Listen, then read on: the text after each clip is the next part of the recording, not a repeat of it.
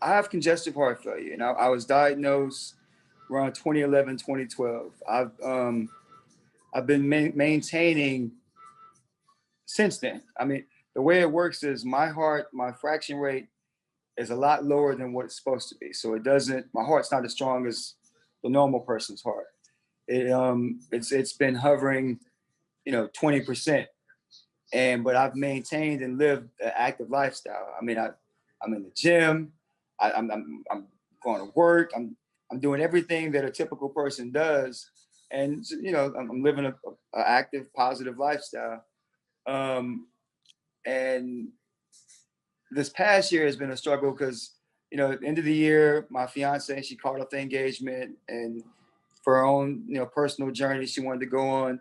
So with that, a little depression, the anxiety, you know, COVID hit. I was still in LA, kind of stuck out there.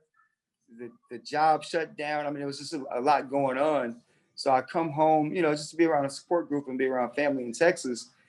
And even that, I mean, it was as good as it's been, just a lifestyle adjustment. I mean, not working out, not meal prepping salmon and Brussels sprouts.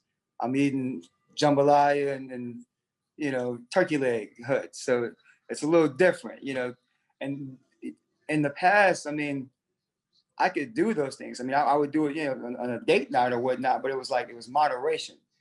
But I'm thinking that the moderation, it wasn't the same. So long story, I get out here. I go out with my buddy one day, contract COVID. I kind of self quarantine, stick to myself, get over that, test negative. I'm okay. I'm thinking all of that over the course of the year, it kind of culminated into weakening my immune system, weakening the heart. It kind of broke me down. So a few weeks ago, I was feeling ill again, and I haven't felt this way in years. And anytime I would feel a lapse to where, the fluid would build up, I would know, okay, Cliff, you got to take a couple of days off work, get some rest, and you'll be all right. And that's what I would do. So I tried to do that. It didn't help. So checked myself into the hospital, explained everything. They run their tests. Of course, I'm filled with fluid. They got to help flush the fluid out with the diuretics and the Lasix. They see in my heart, if it had got stronger, now it's gotten weaker. So it's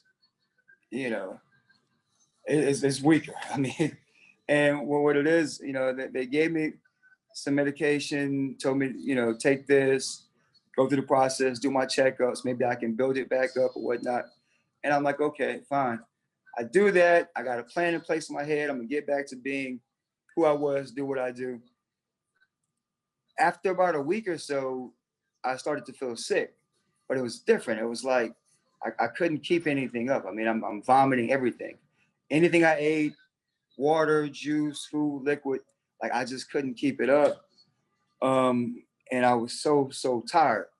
So, I'm like, okay, this isn't right. I tell my brother, hey man, come back by the house, get me, bring me back to the hospital. Bring me back. And this is where things get kind of crazy because I come in and of course, I'm a CHF patient, they're aware. So you got to kind of limit my fluid retention and things like that because you don't want me to gain fluid. So they're hesitant with the water. I'm in the waiting room, and of course with COVID going on, the hospital system it's slower, so you got to kind of wait to get a room and things like that. But I'm a fighter, so I'm patient, and I let doctors, nurses do their job, and I wait my turn. When I finally get up to a room, I'm guessing at that point it was nearly too late because I started to really, really break down. I mean, I get in there and they're looking and I'm blue and I'm gray in the face because I have nothing in me. I'm completely dehydrated. I'm gone. So they're trying to get my vitals and there's no blood pressure. So they can't run a test. They're doing both sides, different cuffs, my arm, my wrist, my bicep, everything. They can't get it. They're doing manual tests. Nothing's working.